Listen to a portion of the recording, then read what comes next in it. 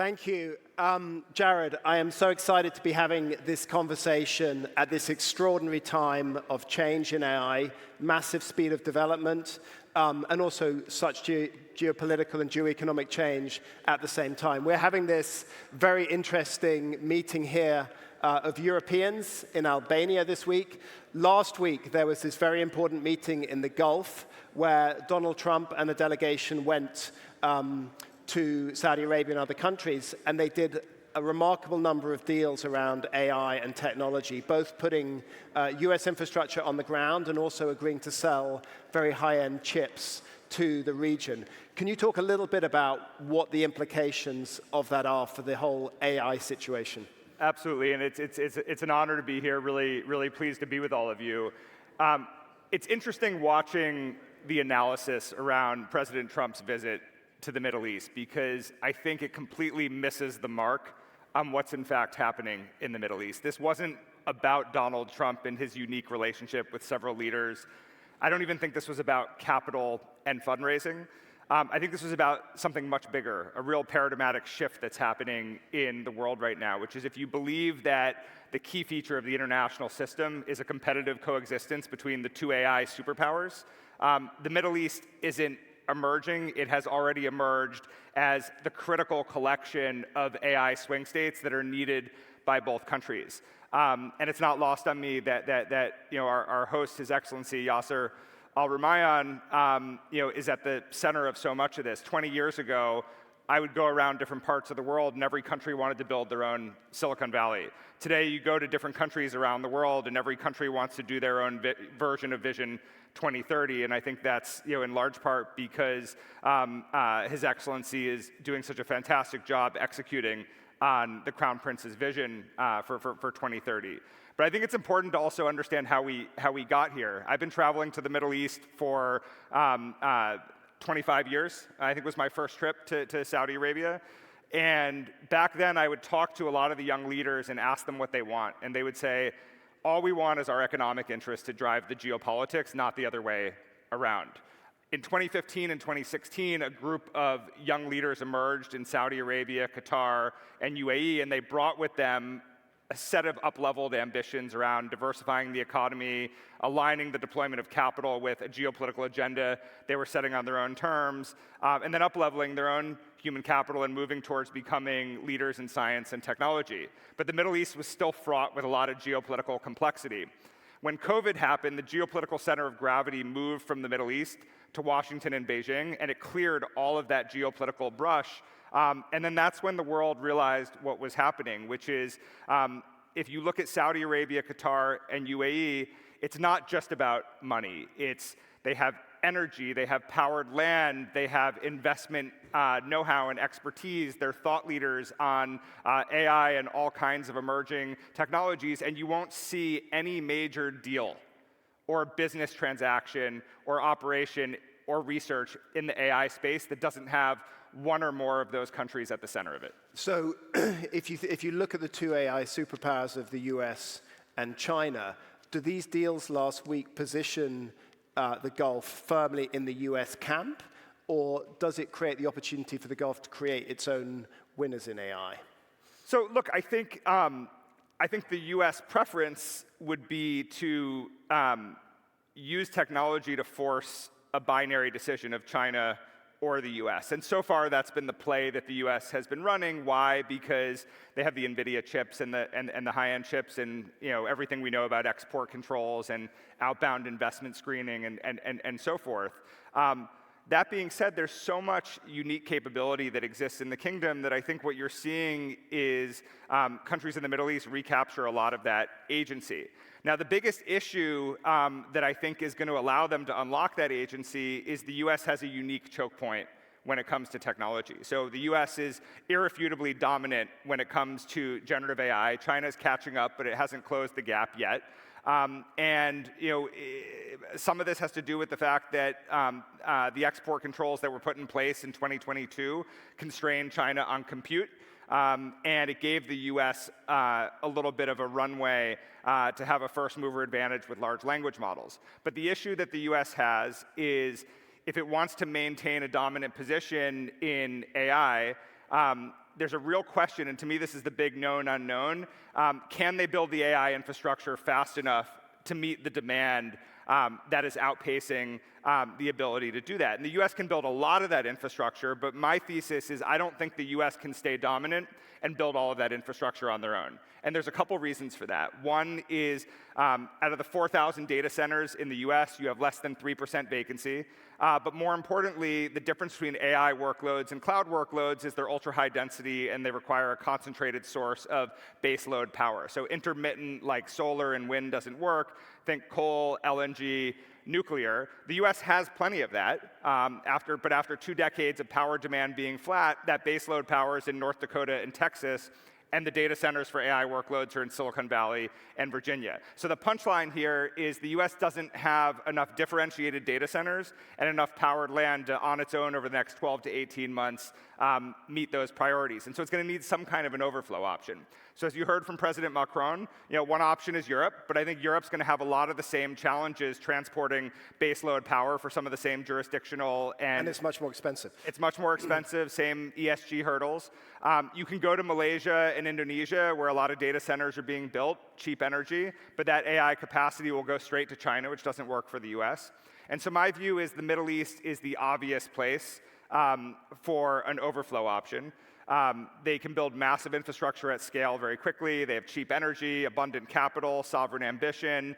And look, there's some skepticism about this. People say, what happens when the Middle East has all this capacity? What are they going to do with it? And my view is, I look at the Middle East, and today it's the economic interests that are driving so much of the decision making, and we're moving towards an era of economic integration in that region, economic integration with the rest of the world. It is absolutely in the interest of the United States to continue pushing. And it's not a risk to have critical infrastructure in another country like that? It's always a risk, but I guess I think about this more pragmatically. I think it's riskier for the US to try to do 100% of it on their own, because you could end up in a situation where the demand for AI infrastructure isn't met domestically, and then that's how you end up losing a first mover advantage. Does Europe have the potential to be an AI power in itself, or will it have to also fall in line with the US? Well, I think what's interesting about Europe, even before generative AI, Europe went more down the regulation path. And even though the US and Europe have been very close allies economically, politically, geopolitically, when it comes to technology, the relationship's been very fraught. I spent a decade and a half at Google. It's not an easy set of relationships with the EU writ large, let alone with each of the individual countries. And one of the things that's happened is that healthy tension or unhealthy tension could play out when there was no alternative. What's happened now with the Middle East is you're seeing Saudi Arabia, UAE, and Qatar emerge as an alternative option to Europe, right? So if you have these two AI superpowers, the US and China, and others, for instance, in the global south are looking for an additional option, so much of that infrastructure and capability exists in the Middle East. And the Middle East, has one foot in the developed world and one foot in the global south, and you'll see them as geopolitical swing states use that to their advantage. So it really is a wake-up call for Europe to have to make decisions faster and deploy capital faster in this area. Look, I think Europe knows exactly what to do. I don't think the substance is the problem. I think the implementation is, right? 27 countries, very weak coalitions sitting on top of each of these countries. Any bold decision breaks a coalition or faces a blocking minority, and that's before you have to check back with Brussels. So I want to go into a little more depth on China and the US and how they weigh up. But just quickly, India, another swing state in all of this. How does that fit in? Look, India, 1.4 billion people, probably the ultimate example of geopolitical swing states. I think the challenge that India has is, look, they have a ton of technological capability, but their size in some respects, brings some of the complexity. India just can't move as fast as some of the other swing states like Saudi Arabia, Qatar, and UAE. The system of government and just the way they operate allows for greater pace. And when you're talking about finding ways to differentiate when it comes to AI, you can differentiate with infrastructure, you can differentiate with data, you can differentiate with human capital, or you can differentiate with speed. Yeah. And speed is so important when, frankly, the technology is far outpacing our knowledge and our understanding of what the applications even are at this stage. So with China, there was a moment, I forget when it was, several months ago, when DeepSeek came out with its results of its model, R1 I think it is, and they claim to have done this at a much, much lower cost than the US companies. What was the implication of that? I mean, does it show that China's catching up? And does it show that it's the Western approach to China has forced them to innovate and be smarter in how they do this? So I look at the AI conversation as before the whole world found out about large language models on November 30th, 2022, and after. And before, if I had to characterize the relationship or the competition between the US and China on technology, what I would have said is the US had a 3-decade first mover advantage, and it kind of ended in a tie. Why? Because China was competing asymmetrically. Their view was those asymmetries are the US's problem, not theirs. And the US had to work multilaterally to overcome some of those asymmetries, but with the tension being what it was on technology with Europe, the US was actually losing many of its advantages.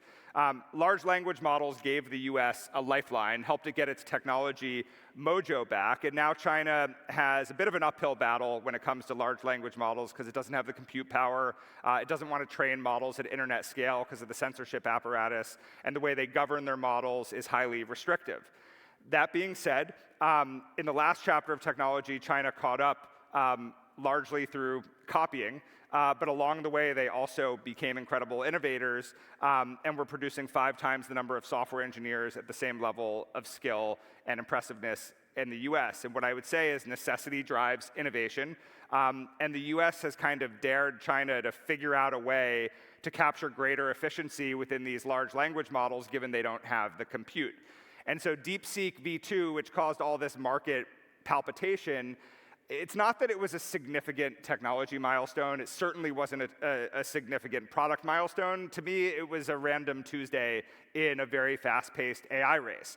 But it was a strategic and geopolitical milestone in the sense that the market, because it can't keep up with what's actually happening, had an outsized reaction to what it thought it was before it could understand what it was. It was sort of guess and check. And now, and I think what became clear to Xi Jinping and the CCP is there's a much greater strategic premium on its AI ecosystem than had previously been understood. So what it's done is it's excited that innovative ecosystem inside of China, and so the gap is closing. And I think we've moved past the US having a first mover advantage, and we're back to kind of the cat and mouse game of US-China tech competition. And are they managing to develop their own high-end chips to keep up with the NVIDIAs of this world? So everything is always a question of claims versus what can be verified, right? So they talk about having a Huawei chip. Hard to verify whether or not they can produce enough chips at scale to close the compute delta. My guess is they're going to invest both in trying to achieve high-end chip parity and efficiency within the models at the same time. I think in the short term, it's going to be very hard for them to catch up on hardware. I think they're going to have to close the gap on hardware and use innovation and software to further close the gap. One of the choke points, you talked about energy as a choke point in AI development. Another one is chips, and obviously there's this huge preponderance of high-end chips that are manufactured in Taiwan. Can you just talk a little bit about how you see the potential of that to disrupt AI and the world more in general, and to what extent both China and the US actually have an interest in that status quo remaining and not destabilizing it? Look, there's lots of reasons why Taiwan is important politically and geopolitically, but I think if we're having an honest moment, there's a massive premium attached to Taiwan because of TSMC. Yep. And if you look at the math on this, and I should say, even before that, one of the most common questions I get asked by Goldman Sachs' clients is, do you think China will invade Taiwan? And my answer is always the same. I don't think that they will, but not for the reasons that other skeptics are. I don't think it's because Xi Jinping worries that his generals will perform like Russian generals. I don't think he worries that the Taiwanese people will put up the same kind of fight that the Ukrainians have. I don't think he worries about the complexity of an amphibious landing and an air assault separately and together. I think it's that he understands the math, which is 93% of high-end chips around the world come from Taiwan. TSMC accounts for 6 to 8% of daily energy consumption on the island of Taiwan on the low end, roughly 13% on the high end.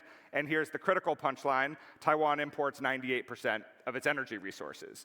And so the thing that I would watch for that indicates increased pressure on Taiwan is a disruption of those energy imports. If you see a disruption of those energy imports, what that would do is it would throw the US and China in a game of geopolitical chicken to see who's going to swerve first for fear of crashing the global chip market.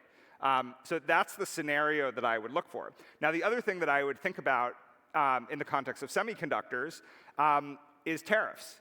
And as we look out on the horizon, one of the things that we're all sort of trying to make sense of and forecast is what to expect from sector-specific tariffs. The US imports $82 billion of direct semiconductor imports. So $82 billion is the number that people are focused on. It's the wrong number. The vast majority of semiconductors, which by the way come from South Korea, which has 25% tariffs, Taiwan, which has either 32 or 34% tariffs, and China, I've lost track of what the percentage is, but it's high. It's high. But the vast majority of semiconductors are packaged outside of the United States and integrated into other goods like machinery, electronics, and vehicles. So if you want to understand the total value of goods impacted by tariffs and the impact that has on semiconductors, you have $521 billion of annual imports of machinery. You have $486 billion of electronics imported to the US, and you have another $368 billion of vehicles. And so if you add all that up, the tariff impact on semiconductors in the US between direct and indirect imports could look more like just shy of $1.5 trillion of impact. So that's something to watch. So final question, we're out of time, which is, right now this is positioned as this big sort of standoff between China and the US. Is there actually a future scenario where it is in the interests of the governments to cooperate, because this technology is going to require some sort of global agreements on how it's utilized, particularly when it comes to military and other applications? Or do you think that is not going to happen? I don't think that's going to happen for a simple reason, which is, look, before COVID, it's not that the US and China wouldn't find these periodic moments of geopolitical tension, but you could always count on the economic interests of both countries tempering the geopolitics and calming things down. After COVID, you had a paradigmatic shift where all of a sudden it was the domestic circumstances in both countries driving short-term geopolitical thinking at the expense of medium and long-term outcomes. And what that means is, even though it makes complete economic sense for the countries to collaborate, I think the geopolitics and the domestics on both sides are going to continue to get in the way. And this is a problem because it is unprecedented in modern history for America's third largest trading partner to also be perceived and approached as its most formidable adversary. And what that means is this is not a Cold War. The Soviet Union and the US were never economically intertwined in the same way. But because we're applying this Cold War lens, it's pushing us further towards an economic confrontation and a decoupling in technology that, frankly, is going to hurt both countries. Great. Jared, thank you so much for your thoughts.